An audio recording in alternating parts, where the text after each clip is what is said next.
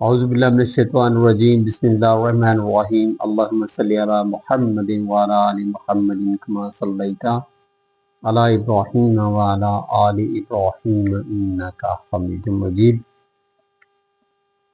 پیارے لوگو، السلام علیکم۔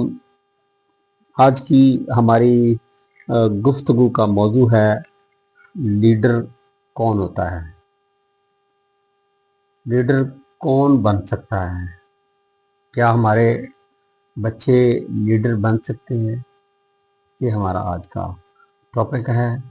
پچھلے ٹاپک کے اندر بھی ہم نے یہی گفتگو کی تھی کہ لیڈر جو ہے ہر بچہ لیڈر بن سکتا ہے۔ آج ہم دیکھیں گے کہ اصل میں لیڈر کی کوالٹیز کون کون سی ہیں۔ حضرت علامہ اقبال نے لیڈر کی جو کوالٹیز بیان کی ہیں وہ آپ فرماتے ہیں کہ نگاہ بلند سخن دل نواز جہاں پر سوز، یہی ہے رختے سفر میرے کارواں کے لیے۔ اس کو مد نظر رکھتے ہوئے سب سے پہلا جو وصف ہے، پہلی جو خوبی ہے کسی لیڈر کی، وہ اس کا اپنا کردار ہے کہ وہ کتنا سچا ہے، وہ کتنا سچ بول سکتا ہے، مشکل حالات کے اندر وہ کتنا سچائی کے ساتھ کھڑا ہو سکتا ہے، اور اس کے علاوہ وہ اپنے وعدے کی پاسداری کتنی کرتا ہے۔ یہ اس کا کردار ہے۔ کیا وہ باطل کے مقابلے میں کھڑا ہو سکتا ہے؟ دوسری بات جو ایک لیڈر کے اندر ہونی چاہیے وہ ہے اس کا کانفیڈنس، وہ ہے اس کا اعتماد، کہ کیا وہ مشکل حالات کے اندر اعتماد کے ساتھ بات کر سکتا ہے، کیا وہ پریشانی کے عالم میں حوصلے کے ساتھ گفتگو کر سکتا ہے، کیا وہ ڈٹ کر کھڑا ہو سکتا ہے، کیا اس کو قدم بڑھانے پر یقین ہے۔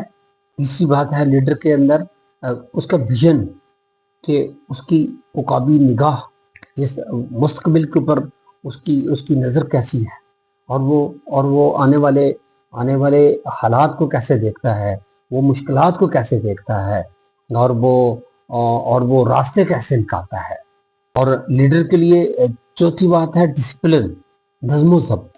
کیا وہ وقت کا پابند ہے، کیا وہ وعدے کا پابند ہے، کیا اس کے رویوں میں پازیٹیوٹی پائی جاتی ہے، کیا اس کی اچھی عادات کے اندر پختگی موجود ہے۔ اور لیڈر کا جو پانچواں وصف ہے وہ ہے مثبت سوچ، پازیٹیو ایٹیچیوڈ، پازیٹیو تھنکنگ۔ کیا وہ مسائل پیش کرتا ہے یا مسائل کا حل پیش کرتا ہے۔ اور لیڈر مایوسی نہیں پھیلاتا، بلکہ لیڈر حوصلہ دیتا ہے۔ لیڈر کا چھٹا وصف اس کی رسپانسبلٹی ہے، اس کی ذمہ داری ہے، کہ وہ ذمہ دار کتنا ہے، وہ اپنے کام کو کیسے سر انجام دیتا ہے، وہ لوگوں کی ہیلپ کرنے کے اندر کتنا مددگار ہے۔ لیڈر خود ذمہ داری لیتا ہے حالات و واقعات کے مطابق، اور یہی لیڈر کی عظمت ہے۔ ساتویں بات جو لیڈر کے اندر ہونی چاہیے وہ لسننگ سکل ہے، وہ دوسروں کی بات حوصلے کے ساتھ، توجہ کے ساتھ سننے کا عادی ہونا چاہیے، اور دوسروں کی بات سن کر اس کا مثبت جواب دینا بھی آنا چاہیے۔ لیڈر کا آٹھواں وصف ہے رول ماڈل۔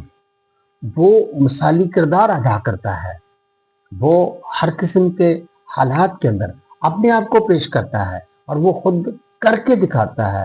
وہ صرف نعرے نہیں لگاتا، وہ صرف کہتا نہیں ہے، بلکہ وہ کر کے دکھاتا ہے۔